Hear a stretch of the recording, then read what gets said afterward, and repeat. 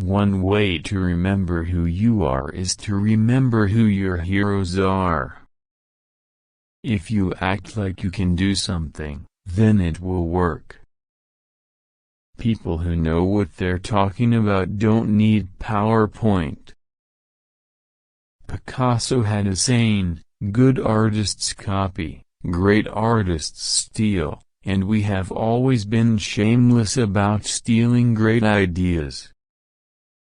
Remembering that you are going to die is the best way I know to avoid the trap of thinking you have something to lose. You are already naked. There is no reason not to follow your heart. I think different religions are different doors to the same house. Sometimes I think the house exists, and sometimes I don't. It's the great mystery. Steve Jobs. Some people say, give the customers what they want. But that's not my approach. Our job is to figure out what they're going to want before they do. I think Henry Ford once said, if I'd asked customers what they wanted, they would have told me, a faster horse. People don't know what they want until you show it to them. You should never start a company with the goal of getting rich. Your goal should be making something you believe in and making a company that will last. On the day he unveiled the Macintosh, a reporter from Popular Science asked Jobs what type of market research he had done. Jobs responded by scoffing, "Did Alexander Graham Bell do any market research before he invented the telephone? What are the 5 products you want to focus on? Get rid of the rest, because they're dragging you down. They're turning you into Microsoft.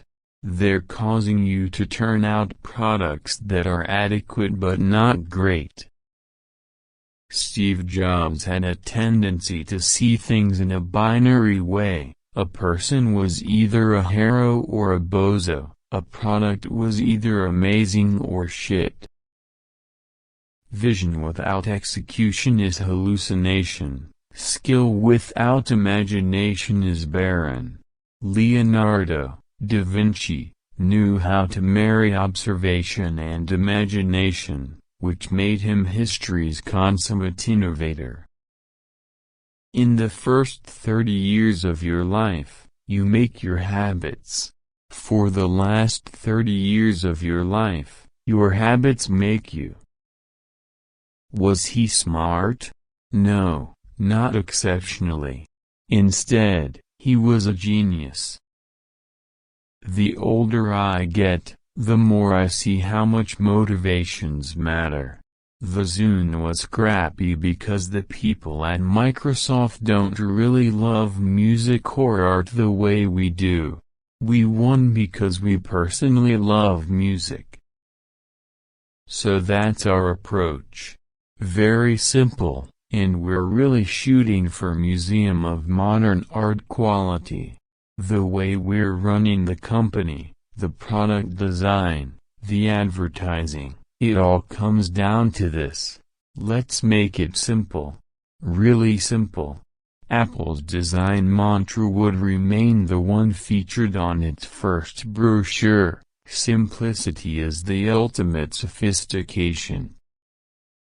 Otherwise, as Dylan says, if you're not busy being born, you're busy dying. Jobs insisted that Apple focus on just 2 or 3 priorities at a time. There is no one better at turning off the noise that is going on around him, Cook said, that allows him to focus on a few things and say no to many things. Few people are really good at that. I think the biggest innovations of the 21st century will be the intersection of biology and technology. A new era is beginning, just like the digital one was when I was his age. The value of a college education is not the learning of many facts but the training of the mind to think, he, Einstein, said.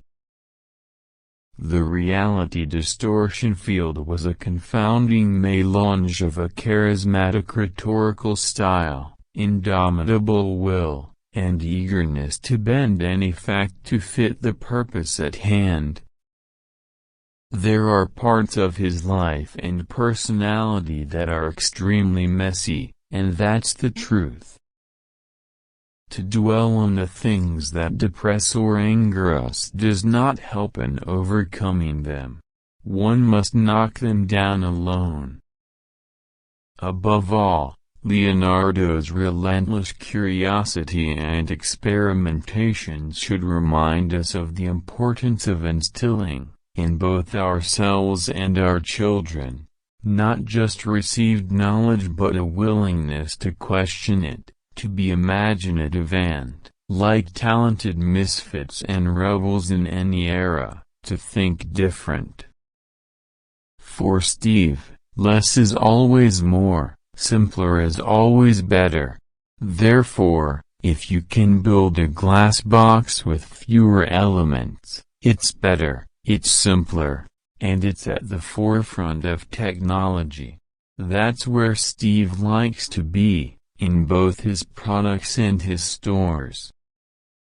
Steve has a reality distortion field.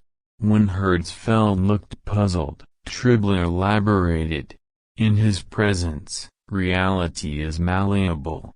He can convince anyone of practically anything. It wears off when he's not around, but it makes it hard to have realistic schedules. Simply handing over your iPod to a friend, your blind date, or the total stranger sitting next to you on the plane opens you up like a book. Stephen Levy. One of the strongest motives that leads men to art and science is escape from everyday life with its painful crudity and hopeless dreariness. Such men make this cosmos and its construction the pivot of their emotional life, in order to find the peace and security which they cannot find in the narrow whirlpool of personal experience. Asked about the fact that Apple's iTunes software for Windows computers was extremely popular, Jobs joked, "It's like giving a glass of ice water to somebody in hell. Pretend to be completely in control and people will assume that you are.